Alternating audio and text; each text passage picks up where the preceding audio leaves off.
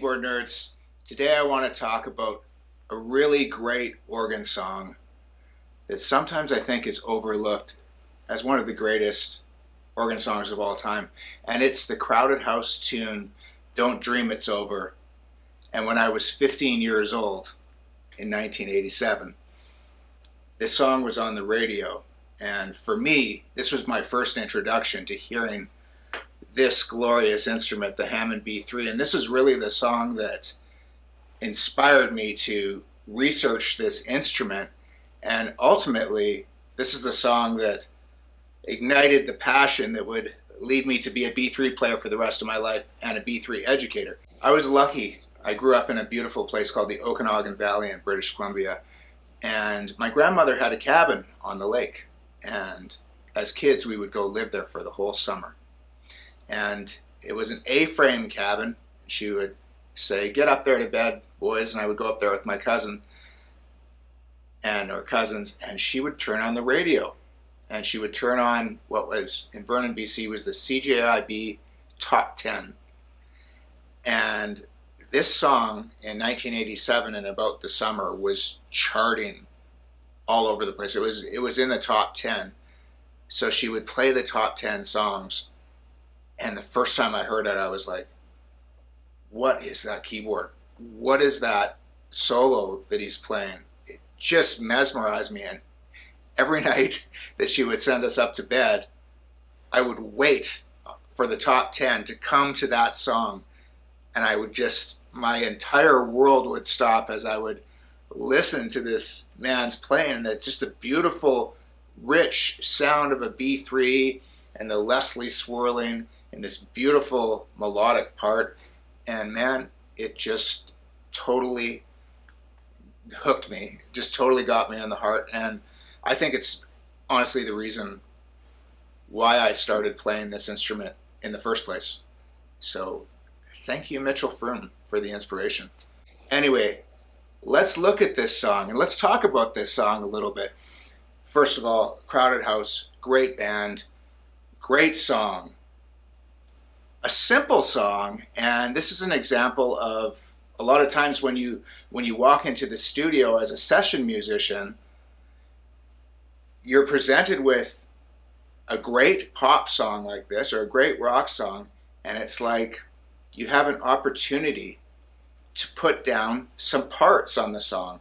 Hopefully some parts that really support the song and elevate the song, don't step on the vocal, and have their own special place. I really believe that this is one of the best examples of some of the most beautiful parts ever put on a pop song. Interestingly enough, the man that executed these parts is the producer, and many of you will know him from so much of his work, is Mitchell Froom. And Mitchell Froom is a really cool keyboard player as well, and plays Chamberlins and plays B3 and lots of cool vintage instruments.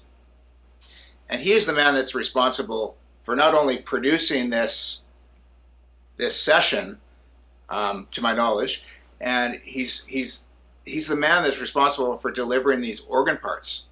And they're simple and effective and beautiful. And I want to break some of these parts down for you, because this is one of those situations where if you can take the concepts, these simple concepts from these parts, and integrate them into your own songs or your own application, that's how you do it. That's how you can deliver great parts in your music, is by analyzing what a true master like this has done, and then taking that and bringing it back into your own playing. Let's get into it. Let's talk about the chords in this song. This song is in E flat, which, guess what? It's like, this is good for you. It's good for you to play a song in E flat, because it's kind of a difficult key to play in. And let's be honest, sometimes we avoid keys like this and tend to play in easier keys like C, but this is like eating your vegetables. It's good for you. So get in there and play this tune, because it's going to make you a better musician.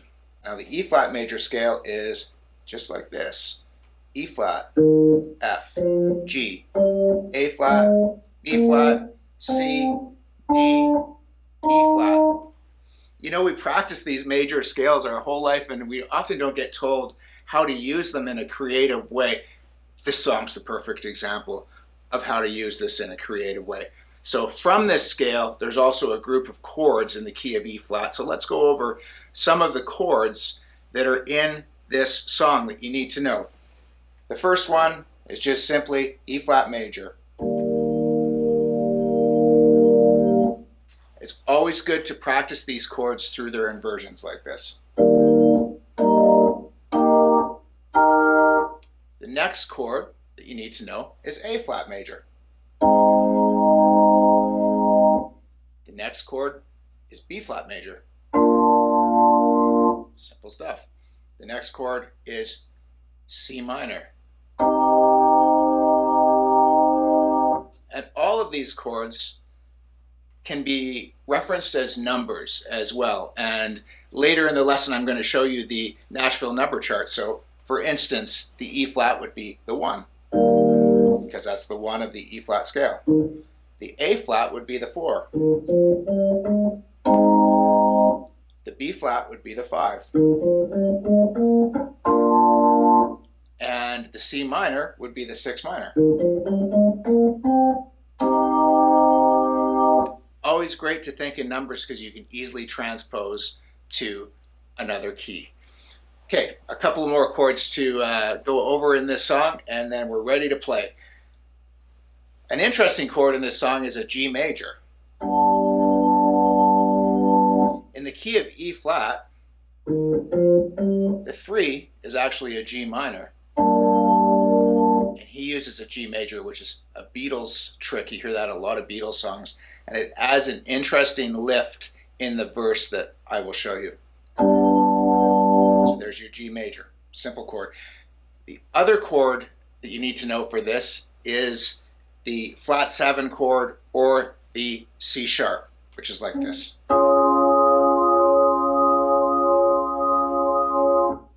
That's it.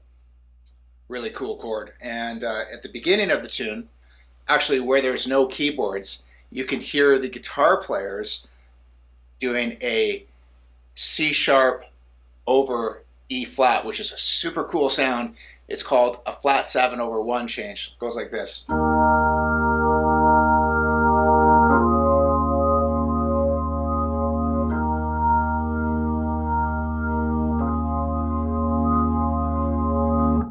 So you'll hear that sound.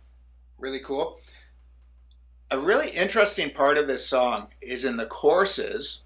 On the 4 and the 5 chords, they play them as 6 chords, which is pretty unusual in a pop tune like this, to be honest.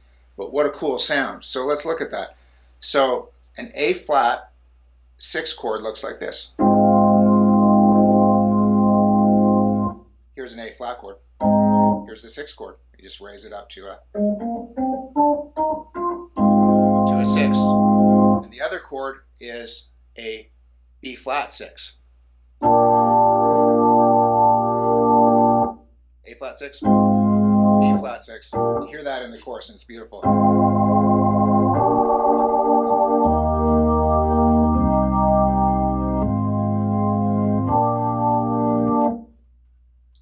And one more chord that you need to know and we're good to go on this tune is there's a sus chord on the G, which goes like this. And that's a G sus 4 chord. Just raise the 3rd of the G up to a 4. So those are all of the chords that you need to know to play this song. Let's look at the progression. So let's go through the different chord progressions in this song. There's an intro to this song, and I mentioned it's got that really cool chord, that C sharp over E flat. He actually doesn't play in the intro. He kind of leaves that for the guitars. But the chords in the intro are E flat,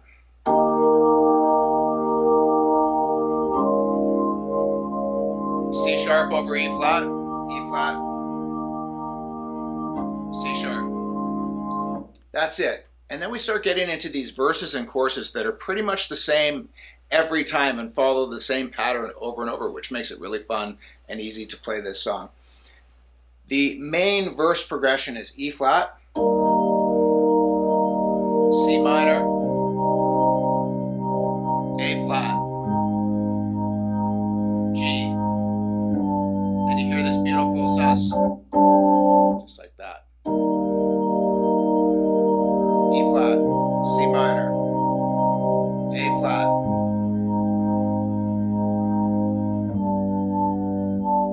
And that's that beautiful 3 major. It sounds really Beatley and cool. Then we get into the chorus, which is the A flat 6, B flat 6, E flat, C minor. It just repeats that. A flat 6, B flat 6, E flat, C minor. A flat 6, B flat 6, E flat, C minor, A flat.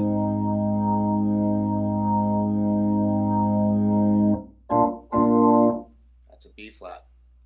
Takes you back into another verse. So easy peasy. We know the verse, we know the chorus, the organ solo. We'll talk about that and I'll show you how to play that, but it just follows the verse form. Then there's a little guitar solo, which is really easy. It's just A flat, E flat, A flat, E flat, A flat, E flat, and then that C sharp.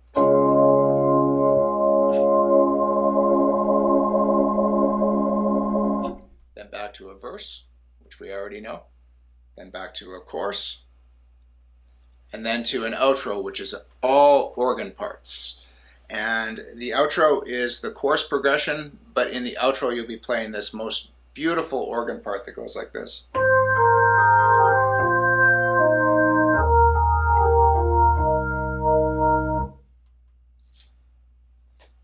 It's kind of one of those songs that if I could have played on it, I wish I was the guy that played these parts, because they're just so beautiful, so melodic, and so well executed. It truly just moves my soul.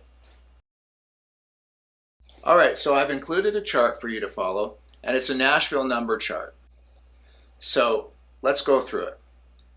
The intro, INT, that stands for intro, starts with a 1 chord for 4 beats. That's an E flat chord. Then it goes to a flat 7 over 1 for 4 beats. That's a C sharp over an E flat bass. That's it. So when you're going through these, each chord gets 4 beats. In the verse, we've got a 1, which is E flat for 4 beats, a 6 minor, which is C minor for 4 beats, a 4, which is A flat for 4 beats. And then sometimes you'll see these bars or these measures that have a line under them. And that means that each one of these chords is divided into 2 beats. So it will be a 3 chord for 2 beats, and then a 2 beats on the 3 sus. In the chorus, we got 4-6, which is A flat 6, 5-6, which is B flat 6, 1, which is E flat, 6 minor, which is C minor. And you can see that these are all split bars, which mean that these chords get 2 beats each. A flat, B flat 6, E flat, C minor. So 2 beats each. And then you can see if you have a bar like this 4 here, that one gets 4 beats. So really easy to follow. And the nice thing about Nashville number charts and why so many people use them is because it's so clean and it's on 1 page. It's not multiple pages of music. So when you're on stage, either in a cover band or whether you're in the studio playing something like this, you can have it on your iPad and the whole song fits. And the song moves like this. We go the intro, the verse, the chorus, the verse, the chorus, the solo, and then we come over to this side of the page and follow it down. And that's the whole song notated on 1 page. It's beautiful. And the other thing about Nashville number charts that I can't stress enough is sometimes you might be playing with a singer. This isn't the right key for them. When you're dealing in numbers, if you know your major scales, you can easily transpose to any key. It's a literal superpower. So I hope it's something that you can use in your playing.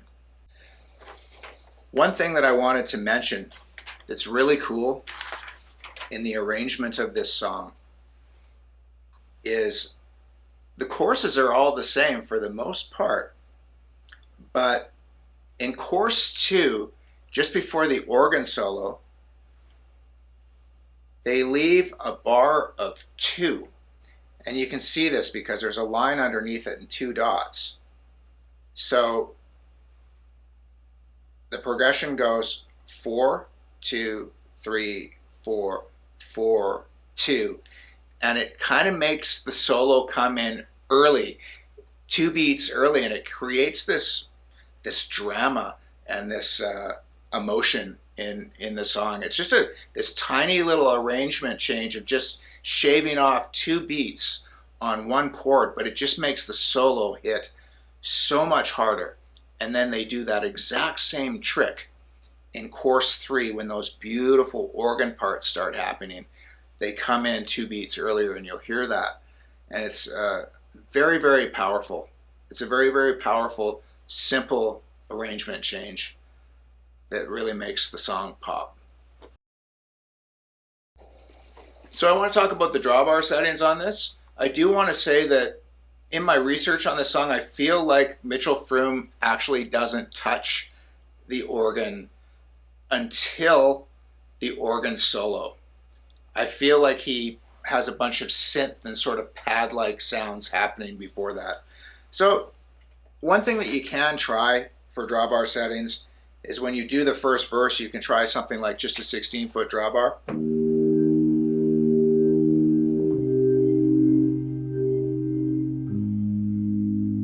It doesn't get in the way. It's just kind of a nice pad. Basically, this song might use the first 4 drawbars. I would probably go with like the first 3 for the solo.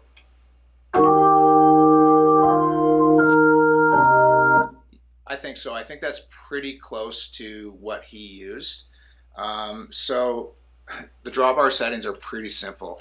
You kind of set here for a nice pad drawbar, and then by the time you get to the solo, you can kind of be here, so you're really only dealing with 2 or 3 drawbars for this whole song. The only difference might be is when the guitar solo comes in, I feel like I can hear the organ brighten a little bit underneath the guitar solo to give it a little bit of lift. And a really good trick you can try for that is just pull in the 2 white top drawbars. It just makes it sparkle a little bit, and it's nice because it gives the soloist, or in this case the guitar player, just gives a little bit of energy and a little bit of lift to that guitar solo. So that's nicely featured. And then as soon as the guitar solo is over, those drawbars go back in, and boom, you're back to a nice mellow sound. So those are the drawbar settings. Let's talk about the solo. This is one of those solos that is simple, but isn't at the same time. You can tell that there's a lot of harmonic intelligence that he's applying to this, but at the same time it's beautifully simple and just perfect for the song. So in the solo, the chords are E flat, C minor, A flat, and G. And why is this important? It's important because he's moving through these chords, and he's very intentionally choosing notes that belong to these chords. And it's really simple. He likes to choose fifths and thirds. It's very whiter shade of pale, or Pachelbel's canon type stuff, and it just works. The first note that he chooses on the E flat is the 3rd of E flat. The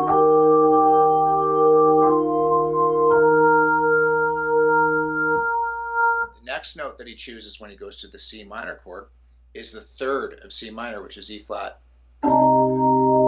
Check it out.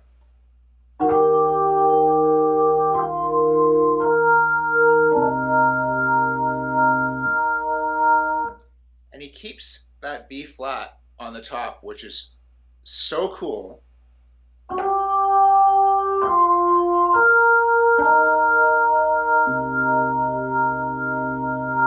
Because that outlines a C minor 7 chord. And for all you jazzers, you'll recognize these 3rd and 7 chords. That's what he's doing there. He's literally outlining this next chord with a 3rd and a 7. And it's just beautiful. So again, he starts on the 3rd of E flat, 3rd of C minor. Then he goes.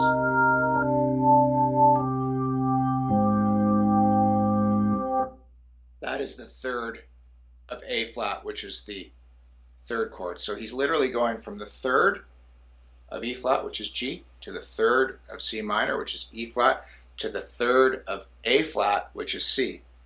Beautiful.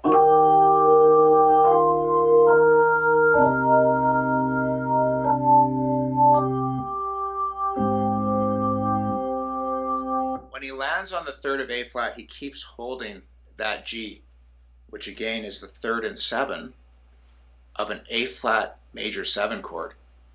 So cool. Here we go.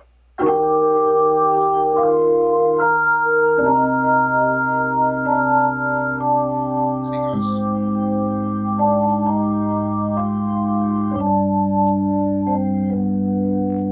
When he gets to the G chord, he approaches the 5th of the G chord, like this.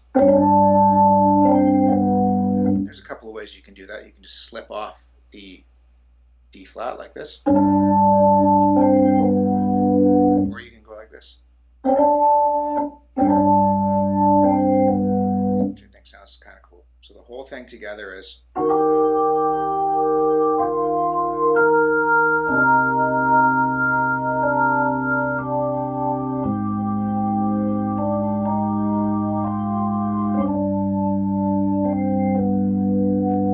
He's going to continue the theme the second time.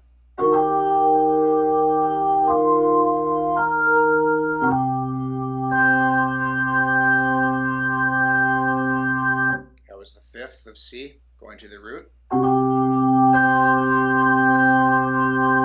Now check out this. This is the stuff that you can take into your own playing in a million places. This is really valuable. When he gets to the A flat here, he does this move.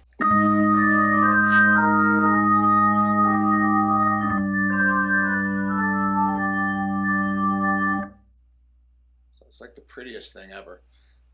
And so what he's doing here is he's coming down an E flat major scale from the 5th of A flat. He's holding the top note the entire time.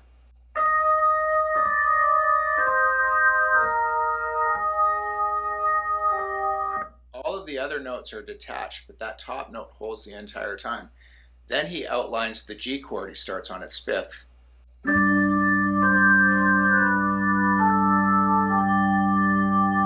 So beautiful.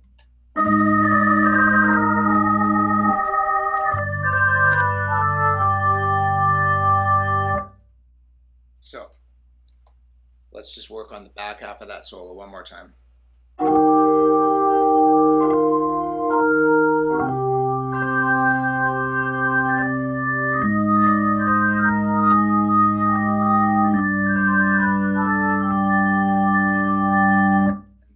The solo. And it's absolutely beautiful. And another thing I wanted to mention, you don't have to play the left hand. I'm just playing the left hand so that you can see and hear the harmony underneath the solo lines. But when he plays it with the band on the recording, it's just right hand. So all you have to worry about is delivering the right hand lines, drawbar settings, and working the Leslie, which really makes it a lot simpler. Let's talk about the outro.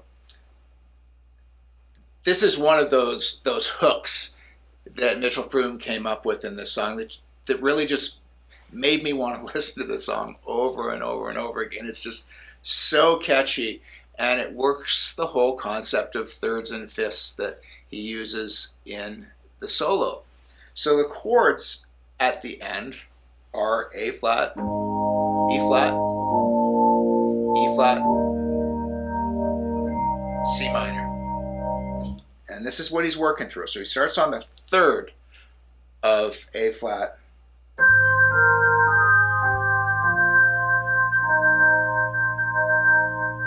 and that's the line which goes from the A flat to the B flat. Then he starts on the fifth of the E flat and ends up on the third of the C minor. So he's always going from third to fifth, third to fifth. Even right there, he's going from the third of A flat, landing on the fifth of B flat, and then from the fifth of E flat, landing on the third of C minor. So this line sounds like this.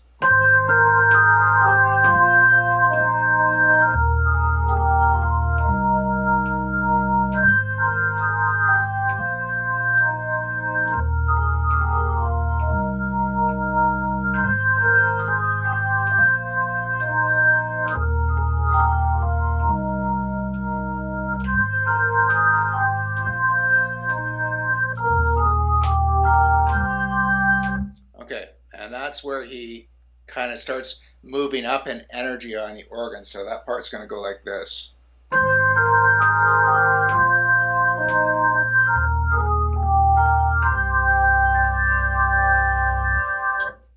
And then he does this crazy thing, because he must be one of these guys with huge hands. I hate guys like that. He does the line exactly the same, but he holds an E flat on top of it the whole time. So it's like that old school gospel kind of high note left ringing on the B3 for intensity. Check it out. So he goes like this.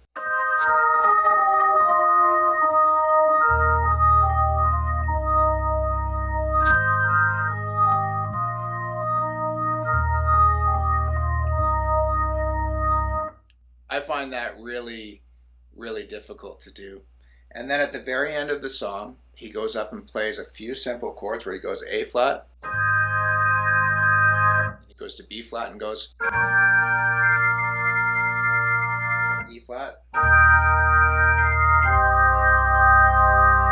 which you can hear on the fade out of the tune, and it's beautiful. But that's it. Those are all the parts for this beautiful song. So what I'm going to do is I'm going to perform it for you so you can hear the whole thing.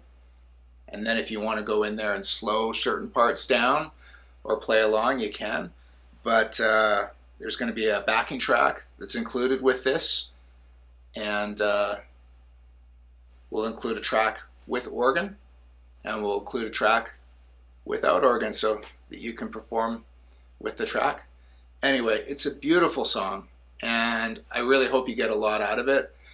And I just think it's so important to also look at songs that have beautiful melodic parts that literally make the song a hit. And this is an example of that. And good learning for us if we can take these concepts and bring them into our own playing.